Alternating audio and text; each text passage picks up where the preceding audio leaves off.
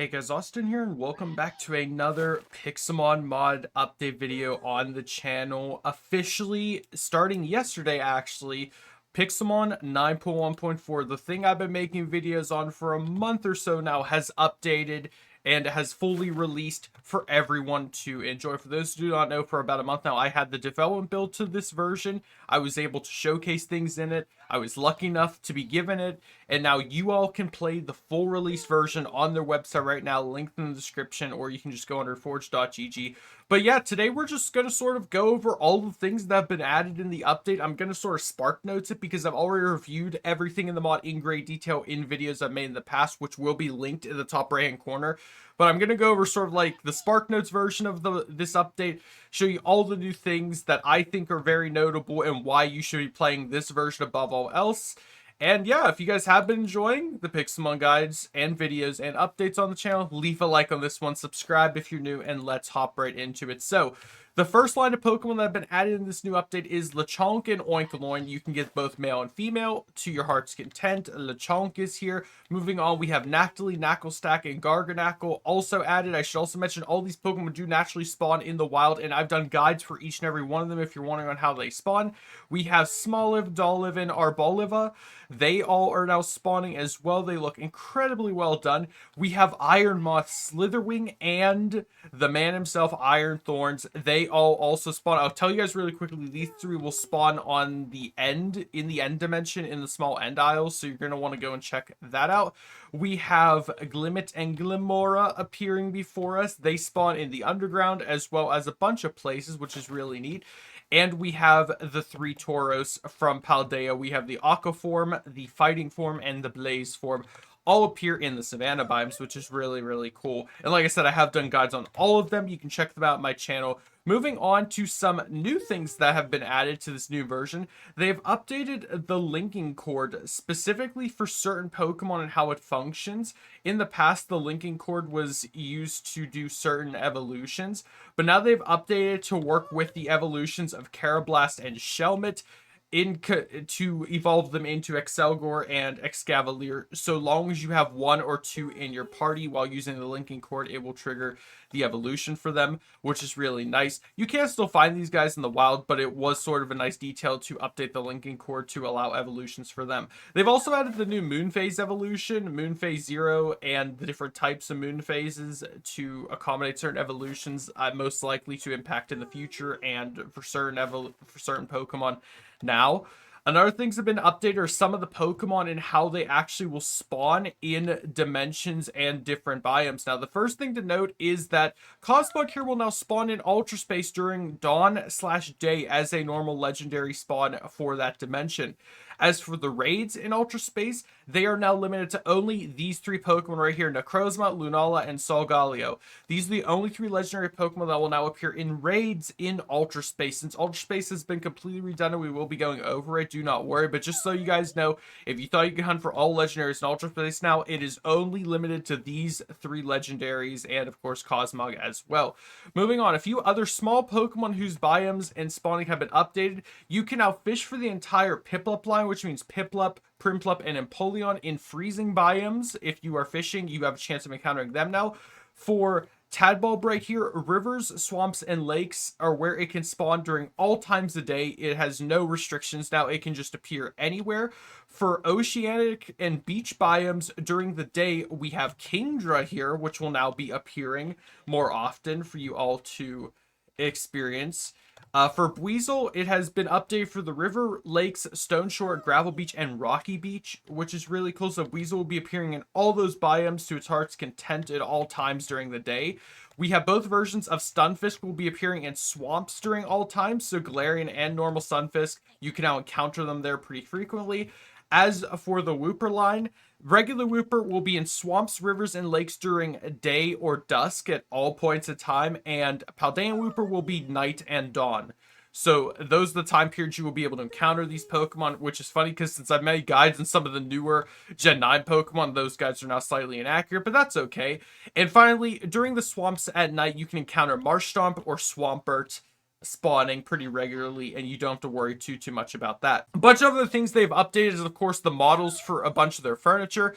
New moves have been added. Mostly all of the Gen 9 moves and abilities have been put into the game now, but that's not what you guys really want to see right now. You want to see the new structures. So I'm going to quickly teleport to the new ghost gym, and we're going to take a look at it once more. I've already shown this off in the original showcase for the mod, and I do plan on making just a separate video saying about how it works in general, but it will spawn in the Soul Sand Valley in the end dimension, and this is what the structures look like. Like I said, I don't want to spend too much time on it because I've already covered it, but I will sort of fly around really quickly just to show you guys what it looks like. It's beautifully constructed. I love how it looks a lot, and it goes really well with the end aesthetic, not end, sorry, nether aesthetic. Speaking of nether, the fire gym has also been relocated to the regular netherrack areas. I forget what that biome is specifically called. But that is where it has been relocated to. The Nether Waste biome. That's the biome I'm looking for. And that is where you can find the fire gym. And like I said, the ghost gym will now spawn here. Moving on, I want to take a look at some of the things in Ultra Space. But before I do that, I wanted to head to the small end isles really quickly.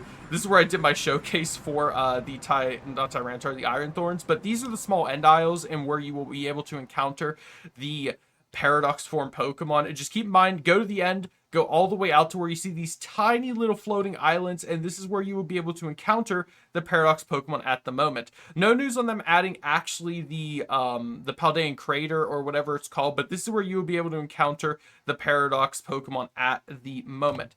Now, let's head into Ultra Space and check out some of the new biomes. First piece of advice I can give you guys when you head to Ultra Space is get yourself your safety goggles and equip them. If you do not have safety goggles yet, you can find them here in loot crates and such, but we're going to quickly go over just sort of the two biomes and how Ultra Space will now work now. The two newest biomes have been added, which are right next to each other. We have the Ultra Crater biome and the Ultra Plant biome. Ultra Plant biome referring to Xurkitree, who will now be able to appear there, and Ultra Crater is over here.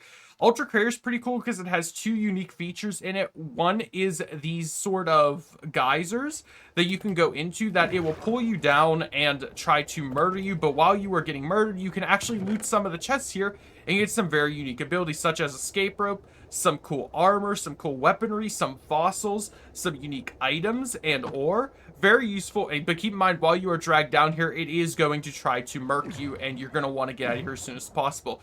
Since Ultra Space has been updated, if you now lose all your Pokemon or are defeated, you will be teleported out of Ultra Space, and you're going to have to find a new way in. Another thing you can loot while being in this place are these tunnels made completely out of blocks of iron. You have a chance of finding loot inside them on top of the fact that, again, they're just made out of iron. But it's a really cool thing for the Crater biome. And another thing to note is all the Pokemon in Ultra Space now have been amped up to an 11. They all can spawn at extremely high levels, so while it is risky being here, you can catch yourself some high-level Pokemon if you so desire. Moving over to the Ultra Crater biome, or not Ultra Crater, the Ultra Plant biome. This biome is for Xurkitree. You can tell there's a lot of cool structures that can spawn here for raid dens. It's supposed to be all sort of electrical powered places. You can loot, raid to your heart's content. As you can see, here's one of the loot structures right here. We got a spooky plate from that. It's very well done, and I just like exploring this place. If you want to, you can also climb the Xurkitree towers, but I do warn you, if you try to break anything, you will be struck by lightning. But if you do actually break all the way into them, as you can see, you can get some very, very unique and rare items in the center of their cores. You're just, like I said, going to be struck by lightning. Ancient Debris seems to be what they're holding now, which is very, very useful. As you guys know, Ancient Debris is one of the rarest things you can actually acquire in Minecraft. Another feature that has been added into Ultra Space is the Horde feature. I'm going to try to trigger right now by just entering a battle with a Pokemon. Trigger, there it goes. So as you can see, I've now been entered into a Horde battle with 4 or 5 different Pokemon. They all vary in different forms, variations, etc. You can encounter legendary, Ultra Beasts, Paradox Pokemon with this Horde Rush feature. Also, special forms like the Diglett. And once you enter this battle, you have to defeat all of the Pokemon. So we're going to go through to try our best to defeat them. And if you are defeated yourself, you will be knocked out of Ultra Space, and that will be that. And since it is a 5v1, they all get to use their turns before you can even try to do anything. It can get very dangerous here. It can get very crazy.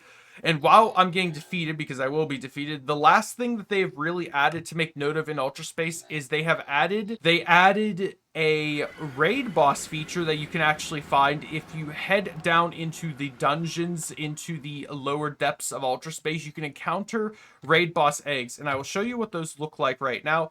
It is these right here. You will find them sort of in a bunch like so, and if you are lucky or unlucky enough to walk over them, it will trigger the spawn of the bosses. It's not going to do it now because my Pokemon has fainted, but it will trigger the boss spawns of certain Pokemon and they will defeat you in battle. I've shown off all these features before in my past videos, but I did want to just quickly go over them all again so you guys aren't feeling too scared about entering Ultra Space. Again, 2 new biomes in Ultra Space, Ultra Crater and Ultra Plant Biome. You can explore them now. Hunt down every single Pokemon to your heart's content and try to last as long as possible. Guys, this has been an amazing update. They've added so many new things into Pixelmon, and I want you to let me know in the comments down below what your favorite feature is that they added recently. And once more, if you guys want to check out a very, very more in-depth, longer guide on these updates, check them out top right-hand corner. I have reviewed this update twice already, technically. So you can check out all the new features there if you want even more in-depth detail about how stuff works. And I do plan on making guides coming out very, very soon on how some of the stuff works as well once more. Either way though, guys, that's going to do it for this video. I do hope you all did enjoy. If you did, leave a like on it, subscribe if you're new, and I hope to see you all in the next one. Have a great day, everyone. Stay safe. Goodbye.